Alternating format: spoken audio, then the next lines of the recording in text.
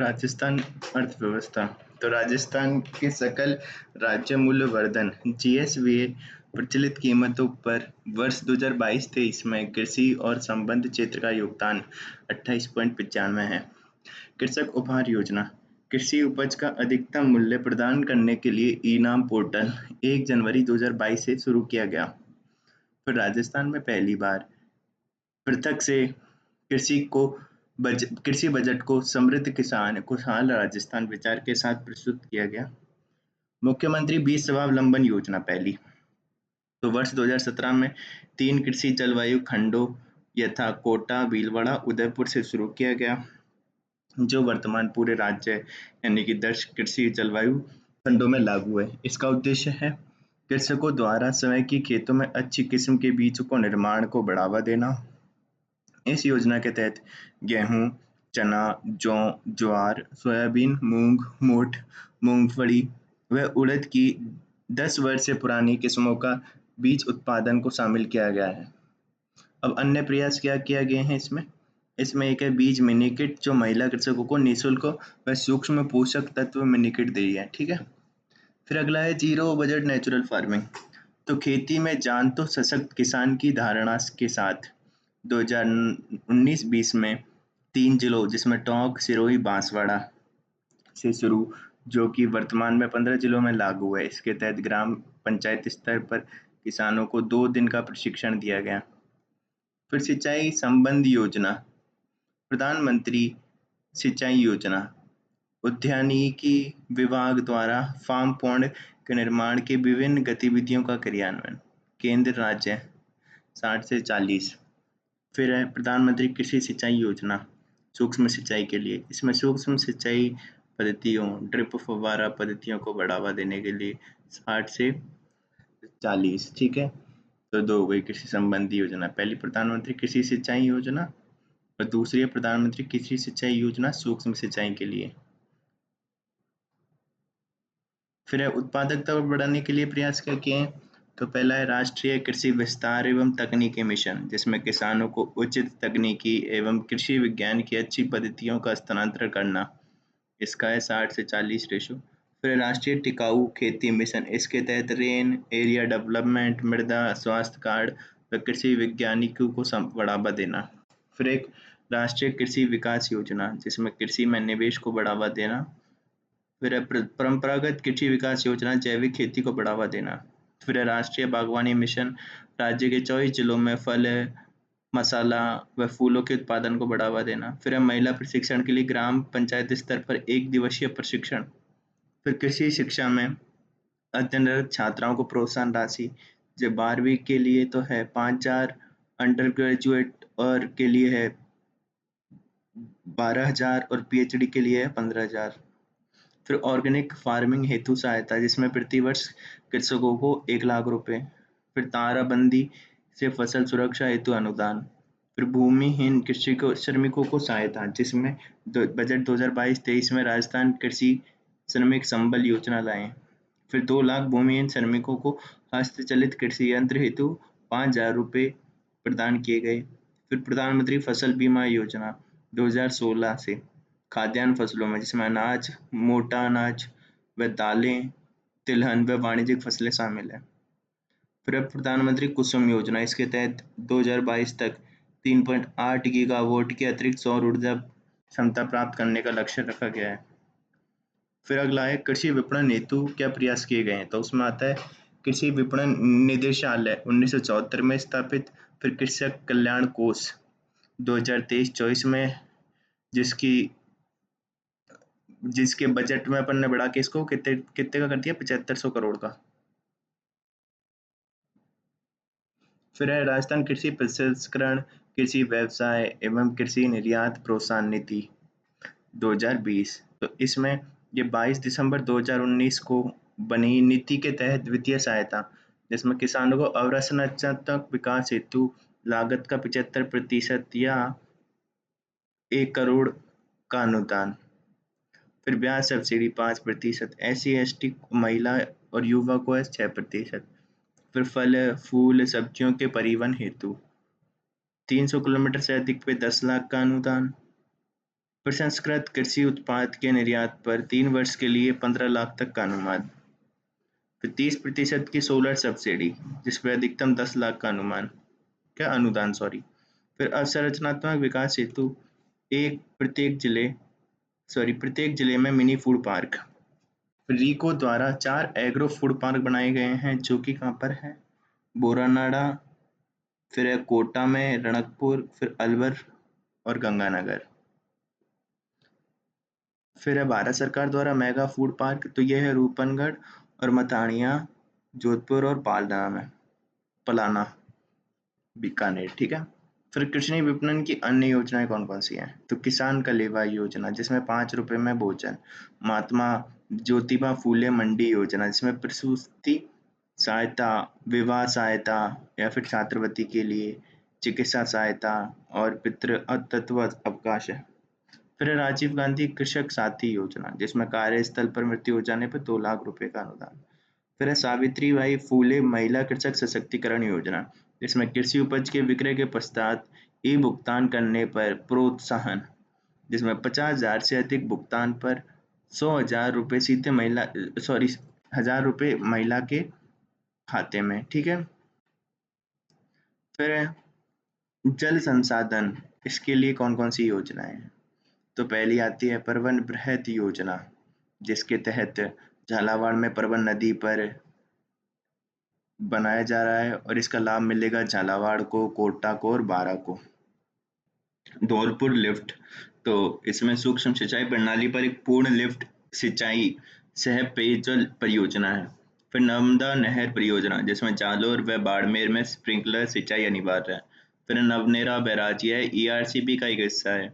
फिर राजस्थान जल क्षेत्र आजीविका सुधार परियोजना, तो जीका द्वारा वित्त पोषित 27 जिलों में 137 परियोजनाओं के पुनर्वास व जीर्णोद्धार का कार्य किया जाना है। राजस्थान मरु क्षेत्र जल पुनर्गठन योजना, तो एनडीबी द्वारा वित्त शेखावटी, बीकानेर और जोधपुर, जैसलमेर, बाड़मेर में। तो बीकानेर संभाग है यहाँ पे। ठीक है। 10 डिस्ट्रिक्ट है टोटल। राष्ट्रीय जल विज्ञान परियोजना, तो जल संसाधन मंत्रालय व विश्व बैंक द्वारा है। राज्य में भूजल मापन संयंत्र स्थापित किए गए हैं। पारदर्शी जल प्रबंधन हेतु सर्वप्रथम बीसलपुर बांध व जवाई बांध पर स्काडा सुपरवाइजरी कंट्रोल व डेटा एग्जीक्यूशन प्रणाली स्थापित की गए हैं। फिर बांध पुनर्वास व सुधार परियोजना ड्रिप, तो ये विश्व बैंक से ऋण समझौता है। फिर पूर्वी राजस्थान नहर परियोजना ईआरसीपी, तो चंबल नदी की सहायक नदी है। चंबल नदी की सहायक नदी बेसिनों में जैसे कुल्लू, पार्वती, काली सिंध, मेच में उपलब्ध अधिशेष जल को बनास, मोरेल, बाणगंगा, पार्वती, काली सिंध, गंभीरी इत्यादि नदी बेसिन में जल अपवर्तन हेतु इसके द्वारा राज्य के 13 जिलों में पेयजल, सिंचाई, उद्योग हेतु जल उपलब्ध होगा। इस परियोजना को राष्ट्रीय परियोजना का दर्जा दिए जाने से इसका निर्माण शीघ्र होगा, जिससे यह परियोजना पूर्वी राजस्थान के विकास में भागीरथी प्रयास सिद्ध होगी। फिर राजीव गांधी जल संचयन योजना, तो 20 अगस्त 2019 को और वर्षा जल संग्रहण, संरक्षण व उपयोग के लिए इसको चलाया। अटल भूजल योजना 1 अप्रैल 2020 से भारत सरकार प्लस विश्व बैंक की 50-50% सामुदायिक भागीदारी से गिरते भूजल स्तर को रोकना। फिर इंदिरा गांधी फीडर व सरहिंद फीडर की रीलाइनिंग। अब है राजस्थान में डेयरी विकास व उससे संबंधित योजनाएं। तो राजस्थान में डेयरी विकास का संस्थागत ढांचा 3 स्तर है। शीर्ष स्तर पर राजस्थान सहकारी डेयरी फेडरेशन RCDF है, 1977 में स्थापित है, सरस नाम से उत्पाद करता है। फिर जिला स्तर पर है जिला दुग्ध उत्पादक संघ, जो प्राथमिक दुग्ध इकाइयों से दुग्ध संग्रहण का कार्य करता है। फिर है प्राथमिक स्तर पर, जिसमें दुग्ध सहकारी समितियां हैं। अब योजनाएं कौन कौन सी हैं? तो राज्य सरस सुरक्षा कवच बीमा योजना, दुग्ध उत्पादक की दुर्घटना में मृत्यु या स्थायी विकलांगता पर 5 लाख रुपए की सहायता। फिर मुख्यमंत्री दुग्ध उत्पादक संबल योजना, जिसमें 5 रुपए प्रति लीटर के हिसाब से अनुदान राशि। फिर सरस सामूहिक आरोग्य बीमा योजना, जिसमें जिला दुग्ध उत्पादक सहकारी संघों द्वारा दुग्ध उत्पादकों का बीमा किया जाता है। फिर अगली है पशुपालन तथा पशुपालन से संबंधित राजस्थान सरकार की योजनाएं, जिसमें पशु गणना 2019 के अनुसार राजस्थान में 568 लाख पशुधन, जो कि देश के कुल पशुधन का 10.60% है। SGDP में योगदान लगभग 10% है। फिर कुछ योजनाएं जैसे राष्ट्रीय पशुधन मिशन, तो इसके तहत राजस्थान में नस्ल सुधार योजना संचालित है भेड़ बकरी वंश हेतु। फिर जयपुर में आधुनिक जैव सुरक्षा प्रयोगशाला जिसमें 3 BSL यानी 3 स्वीकृत कर रहे हैं इसमें। फिर ऊंट प्रजनन को बढ़ावा देने के लिए ऊंट प्रजनकों को 2 किस्तों में 10,000 रुपए की वित्तीय सहायता।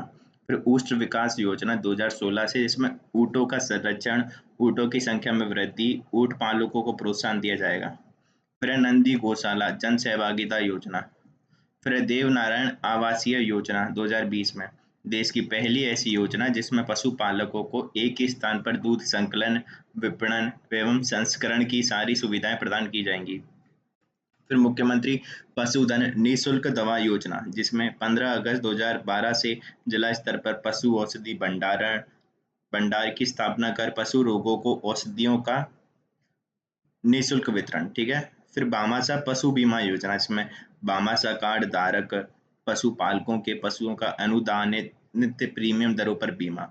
फिर गौशाला बायोगैस सहभागिता योजना, गौशाला को आत्मनिर्भर बनाना, बायोगैस संयंत्र स्थापना हेतु लागत का 50% या अधिकतम 40 लाख का अनुदान। फिर गोपालन विभाग की 2014 में वहां से बचाए गए मवेशियों हेतु है ये। अब अगली आती है घर घर औषधि योजना। तो 1 अगस्त 2021 को प्रारंभ फ्लैगशिप योजना, जिसमें तुलसी गिलोय अश्वगंधा एवं काल मेघ के औषधीय पौधे राज्य के प्रत्येक परिवार को घर घर जाकर वितरित करना। फिर लव कुश वाटिका, जिसमें राज्य में इको टूरिज्म को बढ़ावा देने के लिए प्रत्येक जिले में 2 करोड़ की लागत से एक एक इको टूरिज्म लव कुश वाटिका विकसित की जा रही है। फिर मुख्यमंत्री किसान मित्र योजना, जिसमें जुलाई 2021 में 2000 यूनिट प्रति माह तक उपभोग करने वाले समस्त किसानों को निःशुल्क बिजली दी जाएगी।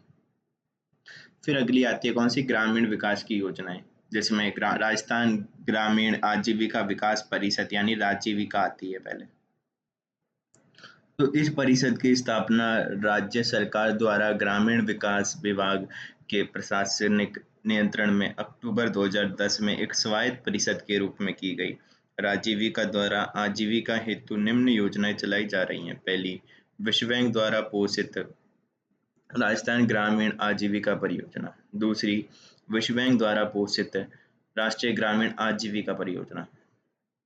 तो उसमें थी राजस्थान ग्रामीण आजीविका और यह है राष्ट्रीय ग्रामीण आजीविका। ठीक है। फिर भारत सरकार द्वारा पोषित राष्ट्रीय ग्रामीण आजीविका मिशन, तो वो परियोजना है और ये मिशन है। फिर राष्ट्रीय ग्रामीण आर्थिक रूपांतरण परियोजना।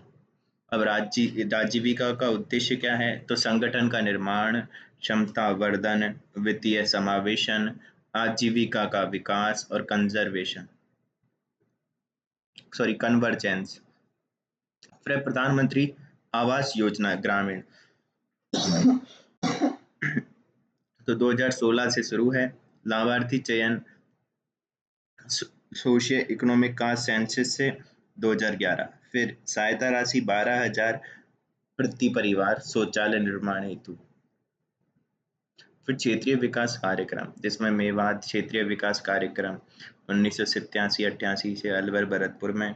फिर डांग क्षेत्रीय विकास कार्यक्रम, जिसमें 2005 से भरतपुर संभाग कोटा संभाग में 8 जिले हैं।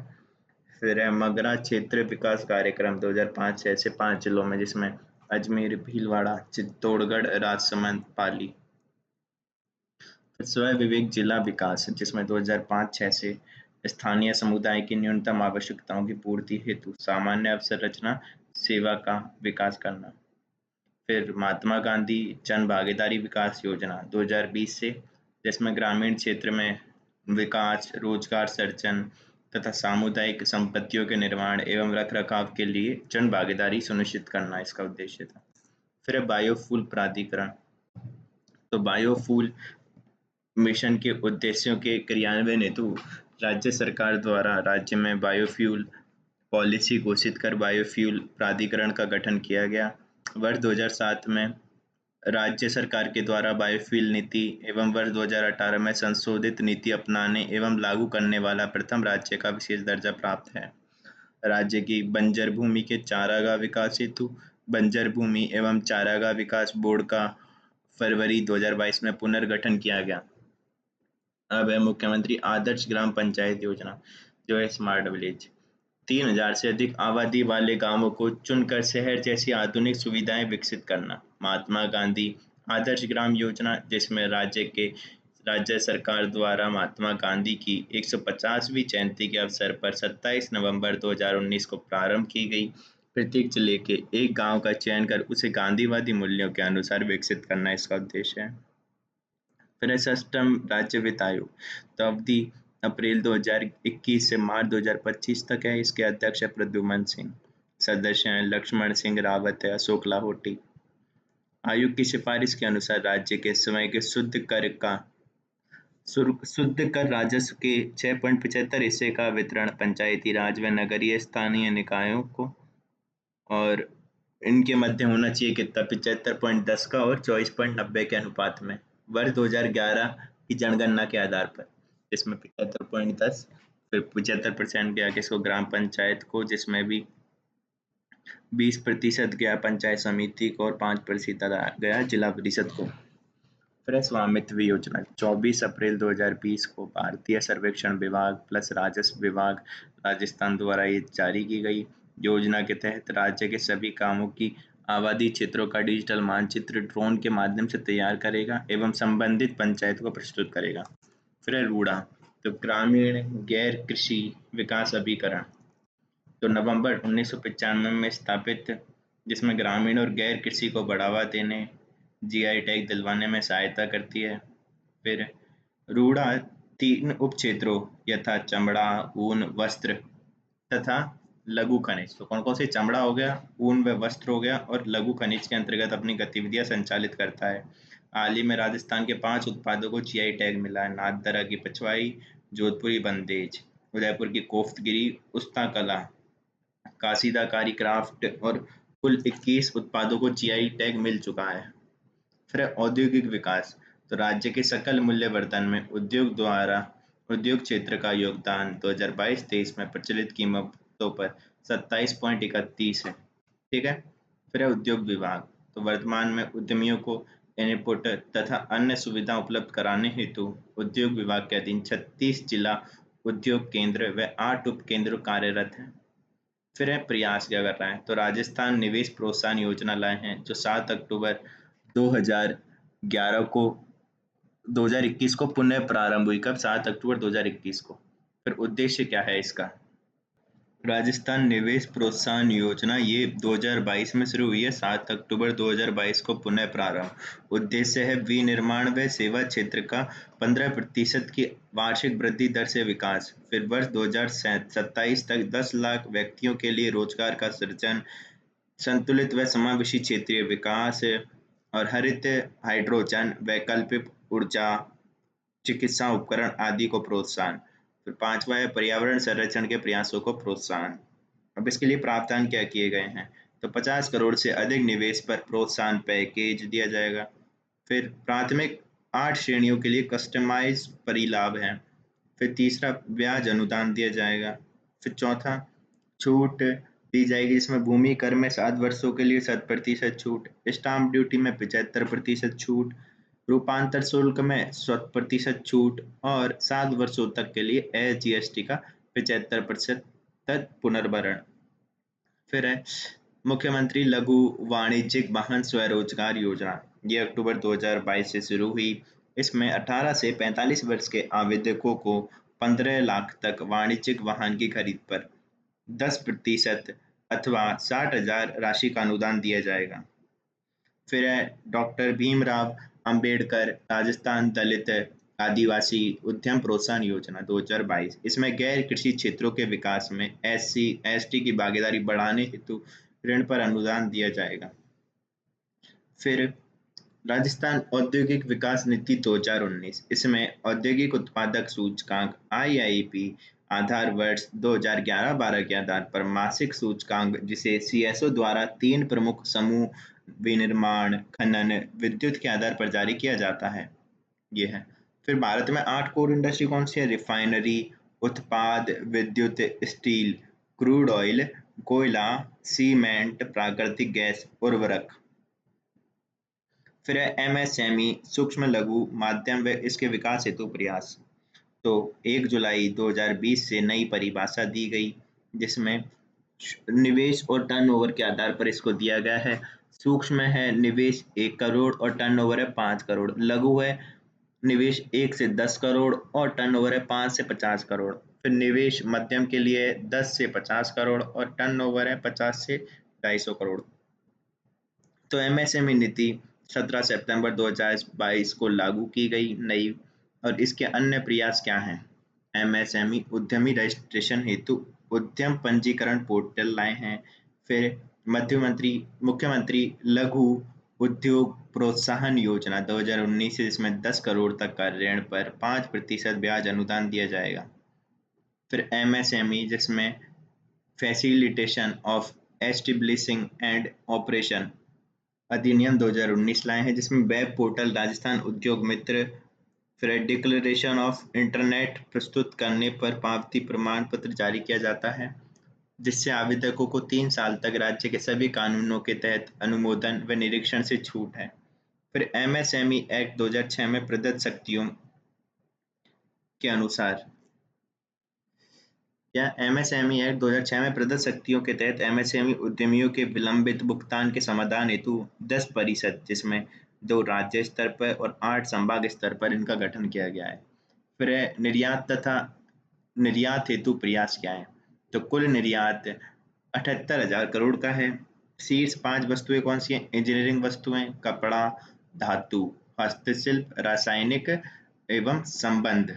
ठीक है, और 60% से ज्यादा योगदान इन 5 वस्तुओं का ही है। फिर इसके लिए प्रयास क्या है? मिशन निर्यातक बनो, रीको व राजस्थान सरकार द्वारा है। निर्यात उद्योग विनिर्यात संबंधी प्रक्रियाओं व दस्तावेजीकरण हेतु प्रशिक्षण कार्यक्रम है ये। फिर राजस्थान निर्यात संवर्धन परिषद REPC की स्थापना प्रशिक्षण हेतु की गई। फिर राज्य स्तरीय निर्यात पुरस्कार योजना, जिसमें अंतर्राष्ट्रीय विदेशी व्यापार मेलों में भाग लेने पर सहायता सहायता योजना, विदेशों में प्रतिनिधि मंडल को 10 लाख रुपए का प्रावधान। फिर एमएसएमई निवेशकों हेतु 36 उद्योग केंद्र व 8 उपकेंद्रों पर एमएसएमई निवेशक सुविधा केंद्र MIFS FC की स्थापना। फिर एक जिला एक उत्पाद, प्रत्येक जिले में निर्यात क्षमता वाले उत्पाद और सेवाओं की पहचान करना और उन्हें बढ़ावा देना। फिर सभी जिलों में जिला कलेक्टर की अध्यक्षता में जिला स्तरीय निर्यात प्रोत्साहन समिति का गठन किया गया है। फिर खाद्य एवं ग्राम उद्योग, जिसमें राजस्थान खादी एवं ग्राम उद्योग बोर्ड की स्थापना राज्य सरकार द्वारा 1955 में एक एजेंसी के रूप में की गई थी, जिसका उद्देश्य राज्य में खादी व ग्राम उद्योग क्षेत्र की संभावनाओं को बढ़ाते हुए राज्य में रोजगार के अतिरिक्त साधनों का विकास कर स्थानीय स्तर पर नागरिकों को स्वरोजगार की सुविधा उपलब्ध करवाना। 3 प्रशिक्षण केंद्र हैं, पहला पुष्कर अजमेर में, संकुल मानसरोवर जयपुर में, माउंट आबू में। फिर प्रधानमंत्री ग्रामीण रोजगार सृजन योजना, तो भारत सरकार के अंतर्गत खादी व ग्राम उद्योग बोर्ड द्वारा संचालित है और बजट 2022-23 की घोषणा के अनुसार बुनकरों हेतु कोटा, जोधपुर, भरतपुर व बीकानेर संभाग में प्रशिक्षण केंद्र प्रारंभ किए जाने हैं। फिर राजस्थान में औद्योगिक विकास हेतु कार्यरत प्रमुख संस्थाएं, निवेश संवर्धन ब्यूरो VIP 1991 में स्थापित, बड़े निवेश प्रस्तावों को सुविधा हेतु। फिर 10 करोड़ से अधिक प्रस्तावों हेतु स्टेट एम्पावर्ड कमेटी, अध्यक्षता मुख्य सचिव की। फिर invest connect programme, invest Rajasthan summit 7 से 8 अक्टूबर 2022 को JECC सीतापुरा जयपुर में। फिर सिंगल विंडो क्लियरेंस, 15 विभागों की 140 सेवाएं। फिर वन स्टॉप शॉप प्रणाली, इसके तहत बोर्ड ऑफ इन्वेस्टमेंट की स्थापना की गई, अध्यक्ष मुख्यमंत्री। फ्रेडरिको राज्य के औद्योगिक विकास को गति देने वाली शीर्ष संस्था है। 1980 में स्थापना, ऋण सुविधा एवं तकनीकी सहायता देती है। रिको द्वारा विकसित एग्रो फूड पार्क है बोरनाडा, कोटा, अलवर, गंगानगर में। फिर तिवरी जोधपुर में कृषि एवं खाद्य प्रसंस्करण क्षेत्र, जापानी क्षेत्रीय जापानी जोन नीमराणा में। फिर इसके अलावा गिलोट औद्योगिक क्षेत्र भी है। फिर सहज सहज है James and jewellery Sitapura, Mahindra world city Jaipur, ये भी है। फिर इंडिया स्टोन मार्ट 2022 का आयोजन सीतापुरा में किया। अब है राजसी को, तो राजस्थान लघु उद्योग निगम लिमिटेड जून 1961 में स्थापना, लघु उद्योग केंद्रों को ऋण व विपणन में सहायता करती है। फिर जयपुर, जोधपुर, भीलवाड़ा में शुष्क बंदरगाह, जयपुर, उदयपुर, दिल्ली, कोलकाता में राजस्थली की दुकानें, और फिर एयर कार्गो कॉम्प्लेक्स जो कि सांगानेर जयपुर में, और विश्वकर्मा एमएसएमई टावर जयपुर में इसने स्थापित किए हैं। फिर है राजस्थान वित्त निगम आरएफसी, 1955 में स्थापित, 20 करोड़ तक का ऋण देती है ये। अब है अगला, Delhi Mumbai industrial corridor DMIC. यह एक महत्वाकांक्षी मेगा 90 बिलियन डॉलर इंफ्रास्ट्रक्चर परियोजना है जो जापान के तकनीकी एवं वित्तीय सहयोग से विकसित की जा रही है। दादरी यूपी से जवाहरलाल नेहरू पोर्ट मुंबई तक 38% राजस्थान से गुजरता है, जिसके तहत दो निवेश क्षेत्र खुसखेड़ा, भिवाड़ी, नीमराणा, और दूसरा है अजमेर किशनगढ़। तो ये तो हो गए निवेश क्षेत्र, खुसखेड़ा, भिवाड़ी, नीमराणा और अजमेर किशनगढ़। फिर 3 औद्योगिक क्षेत्र जिसमें जोधपुर, पाली, मारवाड़, जयपुर, दौसा और राजसमंद, भीलवाड़ा विकसित किए जा रहे हैं। फिर एमसैंड नीति 2020, तो 25 जनवरी 2021 में एमसैंड इकाइयों को उद्योग का दर्जा दिया गया। राज्य निर्माण कार्यों में न्यूनतम 25% एमसैंड अनिवार्य कर दी है। फिर राजस्थान सरकार द्वारा श्रमिकों के कल्याण हेतु किए गए प्रयास, तो पहला है प्रसूति सहायता योजना। श्रमिक दंपति के लड़के के जन्म पे 20,000 रुपए व लड़की के जन्म पे 21,000 रुपए। फिर है सिल्कोसिस पीड़ित हेतु 3 लाख व मृत्यु पर आश्रित को 2 लाख की सहायता। फिर शुभ शक्ति योजना जिसमें पंजीकृत हितधारकों की वयस्क अविवाहित पुत्रियों के आत्मनिर्भरता के द्वारा सशक्तिकरण हेतु 55,000 रुपए की प्रोत्साहन राशि। फिर निर्माण श्रमिक के अंतर्राष्ट्रीय खेल प्रतियोगिता में प्रोत्साहन राशि जिसमें 2 लाख, 5 लाख, 8 लाख और 11 लाख रुपए मिलेंगे। फिर ई श्रम पोर्टल अगस्त 2021 में लॉन्च, जिसमें असंगठित श्रमिक का राष्ट्रीय डेटाबेस बनाने के लिए विकसित किया गया। आयु है 16 से 59 वर्ष। फिर रोजगार हेतु राजस्थान सरकार द्वारा किए गए प्रयास जिसमें है मुख्यमंत्री युवा संबल योजना।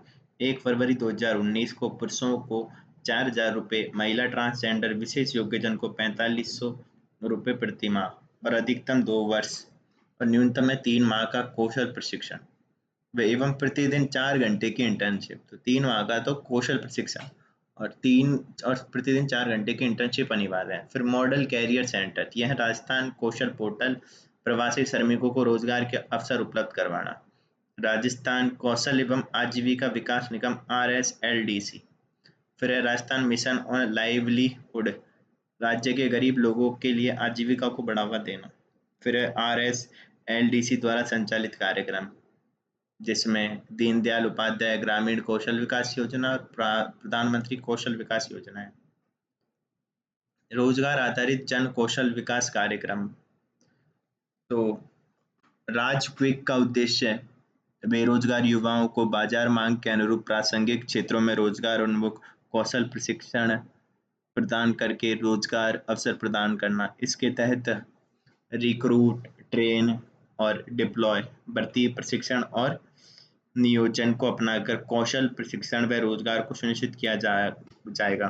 फिर स्वयं रोजगार आधारित कौशल शिक्षा महाअभियान जिसको सक्षम कहते हैं, तो इस योजना का उद्देश्य राज्य के युवा व महिलाओं को उपयुक्त प्रशिक्षण कार्यक्रमों द्वारा सक्षम बनाकर उन्हें स्वरोजगार के अवसर से जोड़कर स्थानीय स्तर पर ही रोजगार के अवसर सृजित करना है। फिर है समर्थ, इस योजना का उद्देश्य राज्य के निर्धनतम तथा हाशिए पर मौजूद समुदाय वर्गों, भिक्षावृत्ति में लिप्त, कच्ची बस्तियों के निवासी, दलित, आदिवासी, नारी निकेतन, बाल गृह के निवासियों, कारागार बंदियों के रोजगार स्वरोजगार की संभावनाओं वाले प्रशिक्षण कार्यक्रमों के माध्यम से आत्मनिर्भर बनाना है। फिर है मुख्यमंत्री युवा कौशल योजना जिसमें 7 नवंबर 2019 को शुरू हुई, जिसमें शैक्षणिक महाविद्यालयों में कौशल विकास को एकीकृत करना, कॉलेज में छात्रों को सॉफ्ट स्किल व कौशल आधारित रोजगार प्रदान करना। फिर राजस्थान सरकार द्वारा मेगा जॉब फेयर का आयोजन जिसमें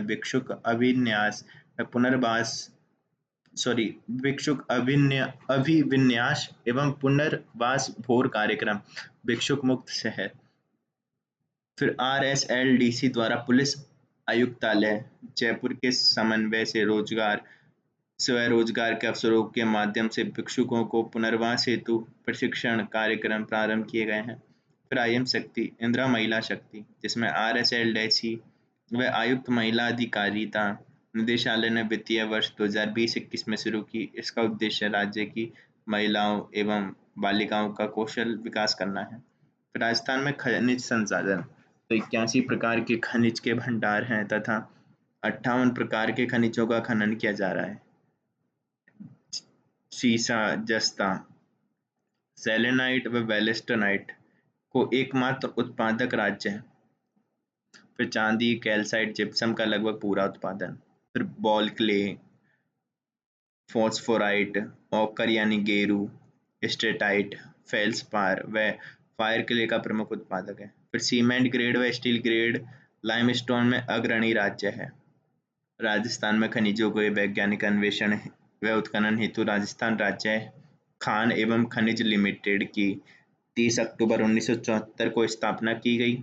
फिर RSMML अपने सामाजिक दायित्वों के निर्वहन में विभिन्न संस्थाओं के लिए निरंतर योगदान दे रहा है। फिर कंपनी की मुख्य गतिविधियों को 4 भागों में बांटा गया है, जिसे स्ट्रेटेजिक बिजनेस यूनिट व प्रॉफिट सेंटर कहा जाता है, जिसमें है rock phosphate झामर Kotra Udaipur, gypsum Bikaner, lignite Jodhpur और लाइमस्टोन जयपुर। फिर राजस्थान राज्य खनिज अन्वेषण न्यास जयपुर और डिस्ट्रिक्ट मिनरल फाउंडेशन ट्रस्ट द्वारा गैर लाभकारी निकाय जो खनन प्रभावित क्षेत्रों में लोगों को सहायता करता है। फिर राजस्थान में तेल व प्राकृतिक गैस, तो राजस्थान भारत के कच्चे तेल के कुल उत्पादन का 30 MMT का लगभग 20% यानी 6 MMTPA उत्पादित करता है, जो बॉम्बे हाई 40% के बाद दूसरा सर्वाधिक है। राजस्थान में 4 पेट्रोलियम बेसिन हैं जो कि 14 जिलों में विस्तृत हैं। Barmer Sanchore basin, Bikaner Nagaur basin, Jaisalmer shelf basin और विंध्य बेसिन। तो राजस्थान रिफाइनरी परियोजना, ये क्या है? रिफाइनरी परियोजना राज्य में तेल उत्पादन को बढ़ावा देने के साथ साथ रोजगार के वृहद अवसर भी उपलब्ध करवाएगी, जिसमें पचपदरा बाड़मेर में 16 जनवरी 2018 को स्थापित की गई, जिसमें 9 MMTPA क्षमता है। देश की पहली परियोजना जिसमें रिफाइनरी पेट्रोकेमिकल कॉम्प्लेक्स का सम्मिश्रण है। HPCL तथा राजस्थान सरकार का इसमें 74 और 26 का संयुक्त उद्यम है। कुल लागत है 43,129 करोड़ और BS6 मानक उत्पादों का उत्पादन करेगी। फिर राजस्थान में ऊर्जा संभावनाएं, तो राज्य में नवंबर 2022 तक अधिस्थापित विद्युत क्षमता 23,487 मेगावाट है। 23,487 मेगावाट है। पवन ऊर्जा की क्षमता 127 गीगावाट है। दिसंबर 2022 तक 4,442 मेगावाट अधिस्थापित क्षमता। सौर ऊर्जा की क्षमता 142 गीगावाट है, जिसमें 13,531 मेगावाट के संयंत्र स्थापित किए जा चुके हैं। राज्य में सर्वाधिक योगदान तापीय ऊर्जा का है। फिर योजनाएं जिसमें PM कुसुम, दूसरी है मुख्यमंत्री किसान मित्र ऊर्जा योजना 2021 में ऊर्जा विभाग द्वारा फ्लैगशिप योजना है, जिसमें सामान्य श्रेणी के ग्रामीण कृषि उपभोक्ता को प्रति माह 1,000 रुपये एवं प्रति वर्ष अधिकतम 12,000 रुपये तक की राशि दी जाएगी। फिर मुख्यमंत्री घरेलू अनुदान योजना, जिसमें अक्षय ऊर्जा, राजस्थान अक्षय ऊर्जा निगम लिमिटेड गैर पारंपरिक स्रोतों हेतु नोडल एजेंसी है। Bureau of energy efficiency BEF ऊर्जा संरक्षण हेतु नोडल एजेंसी है। फिर है सौर ऊर्जा, तो देश में सर्वाधिक संभावना राजस्थान में जोधपुर में सर्वाधिक होती है। सौर ऊर्जा संभावनाओं के कारण क्या है? तो पहला है सौर विकिरण की तीव्रता 6 से 7 किलोवाट वर्ग मीटर प्रति दिन। दूसरा, सौर दिवसों की संख्या 325। तीसरा, बंजर भूमि की उपलब्धता मरुस्थल। चौथा, निवेशकों द्वारा अधिक निवेश। फिर सोलर पार्क कहाँ है? बड़ला जोधपुर, फलोदी पोखरण, फतेहगढ़ जैसलमेर, नोक जैसलमेर, पूगल बीकानेर। फिर rooftop solar park project scheme क्या है? Rooftop solar power project scheme, तो भारत सरकार द्वारा कुल देय का 30% अनुदान दिया गया है। 18 दिसंबर 2019 को सौर ऊर्जा नीति लाई गई, जिसमें 30 गीगावाट 2024-25 तक अपन को प्राप्त करना है। फिर पवन ऊर्जा, तो राजस्थान पवन एवं हाइड्रिक ऊर्जा नीति 18 दिसंबर 2019 को आई। विंड पावर प्लांट है अपने अमर सागर जैसलमेर, आकल जैसलमेर, देवगढ़ प्रतापगढ़, फलोदी और सोडा बांधन व बड़ा बाग जैसलमेर। बायोमास स्थापित क्षमता है 120 मेगावाट की। स्रोत है तूड़ी व बिलायती बबूल। नीति 2010 में आई। फिर राजस्थान इलेक्ट्रिकल व्हीकल नीति 2022 तो 1 सितंबर 2022 से 5 वर्षों के लिए प्रभावी है। निम्नलिखित उद्देश्य हैं: व्यक्तिगत गतिशीलता और सार्वजनिक परिवहन दोनों में इलेक्ट्रिक व्हीकल को अपनाने का समर्थन करना, स्वच्छ ऊर्जा स्रोतों पर ध्यान देने और सभी प्रकार के इलेक्ट्रिक व्हीकल को पूरा करने वाले इलेक्ट्रिक व्हीकल चार्जिंग स्टेशन और बैटरी स्वैपिंग के एक मजबूत नेटवर्क के निर्माण को सक्षम करना। राज्य के इलेक्ट्रिक मोबिलिटी स्पेस में अनुसंधान व विकास और कौशल विकास को बढ़ावा देना। रिप्स 2019 के तहत उचित प्रोत्साहन देकर राज्य में इलेक्ट्रिक वाहनों और बैटरियों के निर्माण को बढ़ावा देना। फिर है परिवहन। परिवहन में है अर्थव्यवस्था में आर्थिक विकास रूपी इंजन में सड़कों की भूमिका रक्त संचार करने वाली धमनियों के रूप में होती है। सड़क परिवहन मार्च 2022 तक कुल लंबाई 2,78,813 किलोमीटर थी। सड़क घनत्व 81.47 किलोमीटर है। विभिन्न सड़कें जैसे कौन कौन सी ग्रामीण सड़कें हैं, फिर है अन्य जिला सड़कें, फिर है राज्य मार्ग, फिर है राष्ट्रीय राजमार्ग, फिर है मुख्य जिला सड़कें। अब राजस्थान राज्य राजमार्ग विकास परियोजना विश्व बैंक की सहायता से चल रही है। ग्रामीण विकास प्रधानमंत्री ग्रामीण सड़क योजना जो 2000 से चल रही है और 60/40 का है। फिर भारतमाला जो चल रही है 34,800 किलोमीटर के लिए। NHAI द्वारा Delhi Vadodara greenfield express way बनाया है। Sangria Sanchore Jabalpur greenfield express way. फिर सड़कों के विकास हेतु राजस्थान राज्य पथ परिवहन निगम 1 अक्टूबर 1964 को स्थापित किया गया है। फिर है जीवन रक्षक योजना तो सड़क दुर्घटना में घायल व्यक्ति को अस्पताल पहुंचाने वाले सहायता कर्मी को 5,000 रुपये व प्रमाण पत्र दिया जाता है। सार्वजनिक निजी भागीदारी जब सार्वजनिक क्षेत्र के विकास के लिए निजी क्षेत्र द्वारा राजस्थान को वित्तीय व तकनीकी सहायता उपलब्ध करवाया जाता है तो उसे सार्वजनिक निजी भागीदारी कहा जाता है। 5,000 पीपीपी की आवश्यकता क्यों? जनसंख्या वृद्धि, संसाधनों पर दबाव, राज्य पर विकास का दबाव व खर्च। निजी क्षेत्र द्वारा वित्त, तकनीकी प्रबंधन, संसाधनों का दक्ष व अनुकूल उपयोग, फिर लोगों को बेहतर सेवा अदायगी व सरकार के खर्च व समय की बचत। तो पीपी की आवश्यकता क्यों है? जनसंख्या की वृद्धि है, संसाधनों पर दबाव है, सरकार पर विकास का दबाव व खर्च बढ़ना। फिर निजी क्षेत्र द्वारा वित्त एवं तकनीकी प्रबंधन द्वारा संसाधनों का दक्ष व अनुकूलतम प्रयोग, लोगों को बेहतर सेवा अदायगी व सरकार के खर्च व समय की बचत। फिर विभिन्न प्रकार के पीपीपी मॉडल कौन से हैं? तो एक है बीओटी, एक है ईपीसी मॉडल, एक है टॉल मॉडल। फिर राज्य में सार्वजनिक निजी सहभागिता हेतु संस्थाएं कौन सी हैं? तो नोडल एजेंसी है। आयोजना विभाग के अंतर्गत पीपीपी प्रकोष्ठ का गठन किया गया। फिर अनुमोदन समितियां हैं जिसमें मुख्यमंत्री की अध्यक्षता में 500 करोड़ से अधिक लागत राशि वाली पीपीपी परियोजनाओं पर नीतिगत निर्णय लिया जाएगा। इसको कहते हैं council for infrastructure development, CID। फिर है ECID जिसमें executive council for infrastructure development. राज्य सरकार द्वारा CID के कार्यों को सुचारू संचालन में सहयोग के लिए मुख्य सचिव की अध्यक्षता में गठित है। फिर है empowered committee for road sector project तो सड़क विकास परियोजनाओं पर विचार कर स्वीकृति प्रदान करने के लिए मुख्य सचिव की अध्यक्षता में गठित। फिर है स्विच चैलेंज प्रस्तावों के लिए स्टेट लेवल एम्पावर्ड कमेटी तो स्विच चैलेंज पद्धति के तहत प्राप्त प्रस्तावों पर विचार करने के लिए मुख्य सचिव की अध्यक्षता में गठित समिति है। फिर है निजी क्षेत्र सहभागिता के साथ राज्य सरकार द्वारा उन्नत संयुक्त उपक्रम कौन कौन से हैं? तो पीडी कोर लिमिटेड है, जिसमें पीडी कोर लिमिटेड राजस्थान के बुनियादी क्षेत्र में निजी क्षेत्र के निवेश की सुविधा के लिए राजस्थान सरकार और infrastructure leasing and financial services limited के बीच संयुक्त उपक्रम के रूप में दिसंबर 1997 में विकसित की गई। यह कंपनी शहरी नवीकरणीय और ग्रामीण विकास, सामाजिक क्षेत्र, पर्यटन उद्योग, शहरी परिवहन, नवीकरणीय ऊर्जा क्षेत्र में काम करता है। फिर है रिडकोर। रिडकोर को राज्य में बड़ी राजमार्ग परियोजनाओं को क्रियान्वित के लिए वर्ष 2004 में राजस्थान सरकार द्वारा infrastructure leasing and financing services के बीच संयुक्त उपक्रम की कंपनी के रूप में बनाया है। फिर सौर ऊर्जा कंपनी ऑफ राजस्थान लिमिटेड, तो इसे बड़ला जोधपुर में 1000 मेगावाट के सोलर पार्क के चरणबद्ध विकास के लिए 2014 में स्थापित किया गया। फिर एक एसएल सौर ऊर्जा कंपनी ऑफ राजस्थान लिमिटेड, तो जैसलमेर व जोधपुर में सोलर पार्कों के विकास के लिए 2014 में स्थापित किया गया। फिर है Adani renewable energy park Rajasthan limited, Jodhpur व जैसलमेर में सोलर पार्कों के विकास के लिए 2015 में।